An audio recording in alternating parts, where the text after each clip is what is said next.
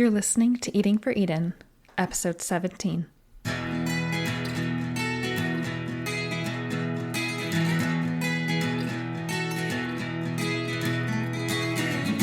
When it comes to doing something about climate change, your food choices matter.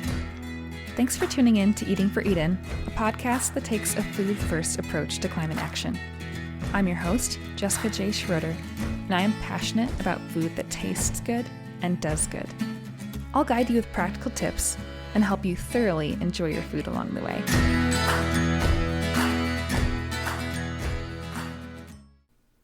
Just as buying direct can save you money when shopping for appliances, furniture, and even engagement rings, cutting out the middleman when it comes to food is a crucial way to care for the environment. In food production, there is a particularly inefficient middleman, but I'm not talking about grocery store chains. I'm talking about animals. In simplified terms, we all get our energy from the sun. However, since we can't perform photosynthesis like plants, we can't get our energy directly from the sun.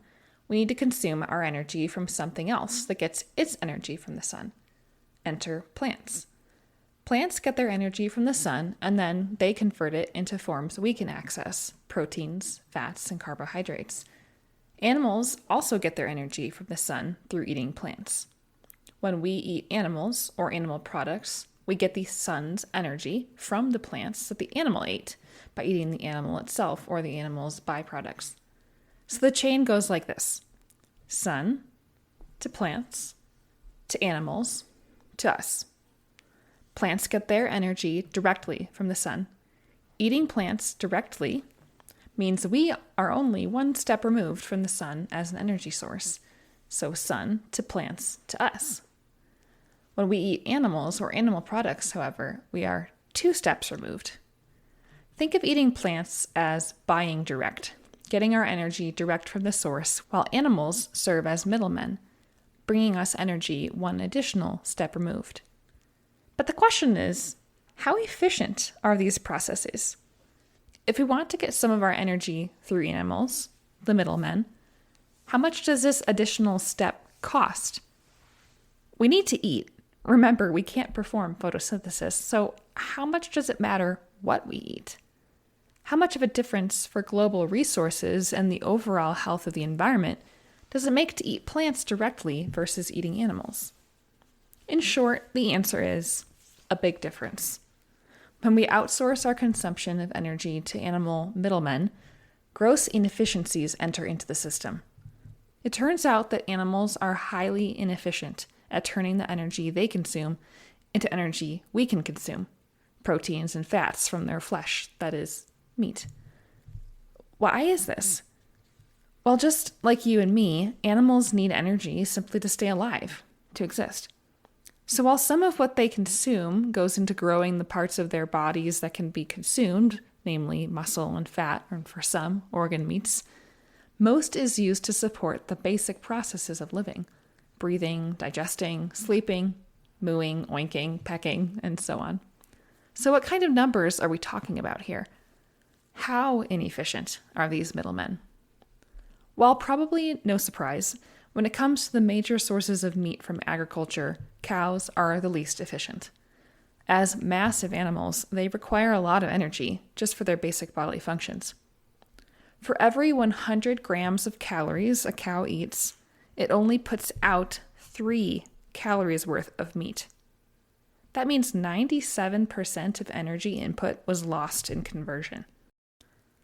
Lambs don't fare much better at an output of only 4 calories of meat per 100 calories consumed.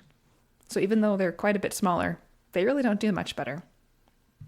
Pigs and chickens do a little bit better at 9 calories and 13 calories of meat, respectively, but these are not numbers to celebrate. These statistics indicate that each of these animals waste more than 85% of their calories when it comes to the efficiency of feeding a hungry and warming world. For a bit of additional perspective, 46%, so nearly half of all habitable land, is used for agriculture.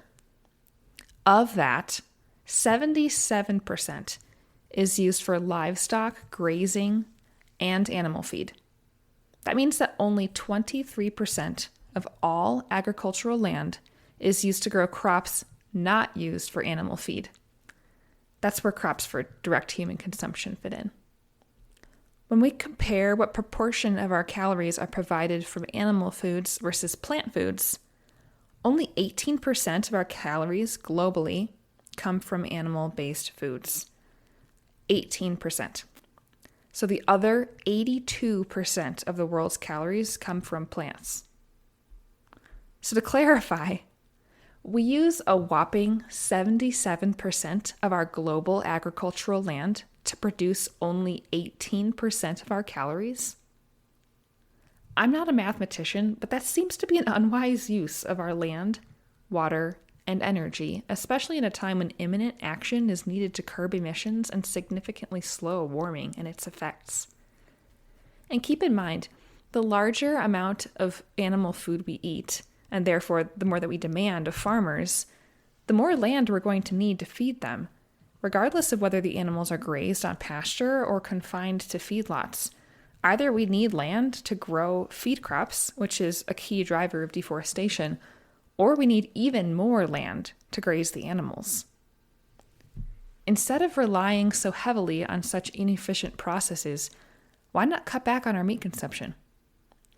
But Jessica, some of you might be thinking, didn't you say that only 18% of the world's calories come from animal foods? I did. That may not seem like much because it's not. But when we consider the percentage of our protein supply that comes from animal foods, it's 37%. Taking these numbers together, we have two important factors to consider. First, highlighting what a small amount of our calories, 18%, comes from that 77% of land used for agriculture shows what an inefficient use of resources that this is. Second, considering that 37% of our protein comes from animal foods shows that we have a significant room for improvement in reducing our reliance upon animal foods for protein, and thus reducing the amount of resources we use in producing those animal foods. It's also helpful to put these percentages into perspective by considering the disparity of animal food, especially meat, consumption across various countries. Some countries consume a lot, while others consume very little. According to data from 2021, poorer countries such as Burundi, Niger, and Mozambique, all with average GDPs of less than $1,300, had an average supply of less than 11 kilograms of meat per person per year. That's about 24 pounds, averaging out to 2 pounds per month. For comparison, wealthy nations such as the United States, Hong Kong, and Australia, with GDPs around $50,000 to $64,000, had an average meat supply of about 110 to nearly 150 kilograms per person per year. And on the higher end of that spectrum, that's nearly a pound of meat a day per person. That's at least a 10-fold increase in meat availability between some of the poorest and some of the richest nations. Now, it bears noting that in poorer nations, where food instability and nutritional adequacy are daily concerns, animal foods may be a vital part of a nourishing diet. They don't have as much diversity of things available. I'm not suggesting that the poorest nations need to cut back on their meat intake, but those of us in contexts where we have plenty to go around and so much choice available to us, it's well worth considering what an environmentally responsible choice is regarding how much meat we consume. So what does it look like to eat more energy and resource efficient food? I imagine it's already become quite clear, but I'll say it nonetheless. Cut out the middleman. Go straight for the plants. Since meats are predominantly a source of protein in human diets, instead of eating cows, pigs, or chickens that were fed soy, corn, or other crop-based feeds high in protein, eat protein-rich plants yourself. Also, instead of looking to get specific nutrients from meat based on what the animals ate, go eat leafy greens and a variety of other vegetables, fruits, whole grains, legumes, and nuts and seeds for yourself. Get your micronutrients straight from the source. Aside from B12, there aren't any key nutrients that you can't get from eating plants. And stay tuned. I'll talk a bit more about B12 supplementation in an upcoming episode. Getting super practical. Which protein-rich plant swaps can we make for these inefficient middlemen? And I'll just say this is not exhaustive. This is just a good place for you to start. So starting with beef and lamb. Instead of eating a burger made from ground beef or lamb, opt for a veggie burger or other plant-based option. If you want a whole food option, try grilling up or sauteing portobello mushroom caps. Simply remove the stems if they're still attached and marinate them in a bit of soy sauce and crushed garlic before cooking them up. For foods like sloppy joes, shepherd's pie, and other places where you might use ground beef, try swapping brown lentils or pinto beans or black beans. Adding chopped or minced mushrooms as well can enhance the meaty flavor or profile texture. In place of steak and things like fajitas, tacos, burritos, etc., mushrooms are once again a terrific swap. Black beans and pinto beans are great too. Amp up supporting vegetables like bell peppers, onions, zucchini, sweet potatoes, winter squashes, or whatever you like to increase interest and diversity and to add substance.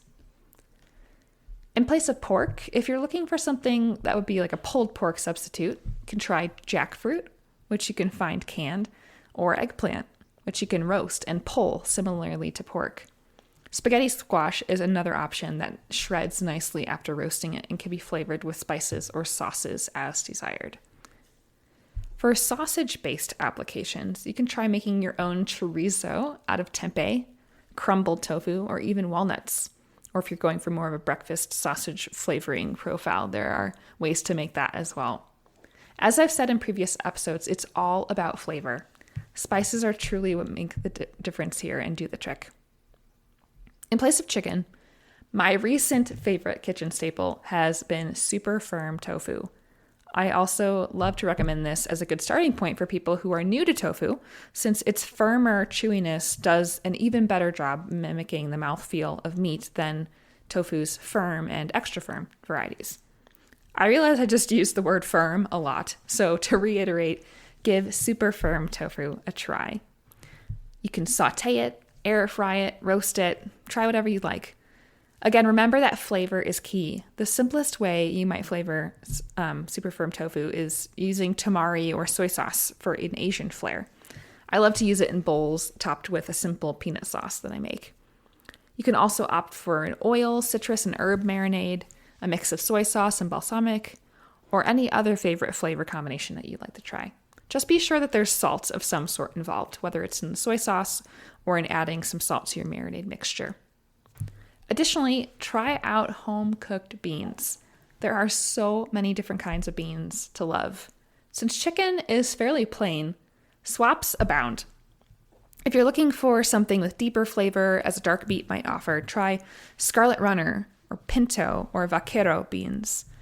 If you want something lighter but still rich and creamy, opt for cassoulet beans, caballero, catalini, Great Northern, or a personal favorite of mine, gigantic, luscious Royal Corona beans. The heirloom varieties that I mentioned here can be purchased online from Rancho Gordo, but some of the more common varieties can be found on your grocery store shelf or canned if you want not to have to cook them at home.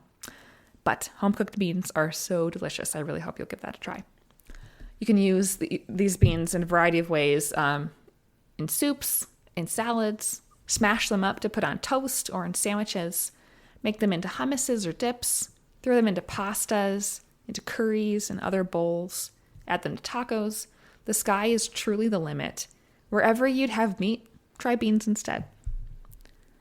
As you consider the energy efficiency of the foods you eat, I hope you'll give some of these protein-rich plant swaps a try soon.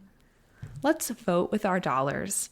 Demand less energy and resource-intensive meat, and fill up on delicious plant foods without involving inefficient middle cows, pigs, and poultry.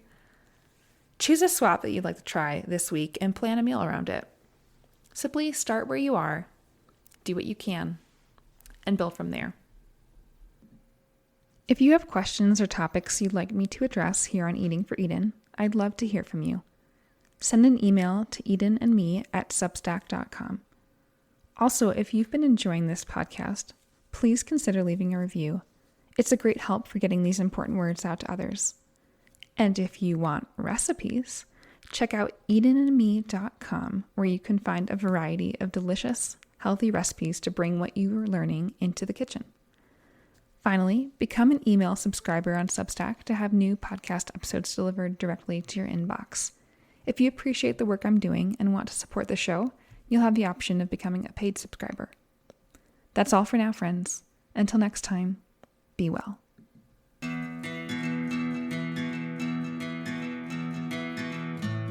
Thanks for listening to Eating for Eden. If you found this episode informative or inspiring, please consider sharing it with a friend. Climate change is an issue we all need to tackle together, so let's invite others to journey along with us as we continue the conversation and start taking action. Until next week, friends, take care.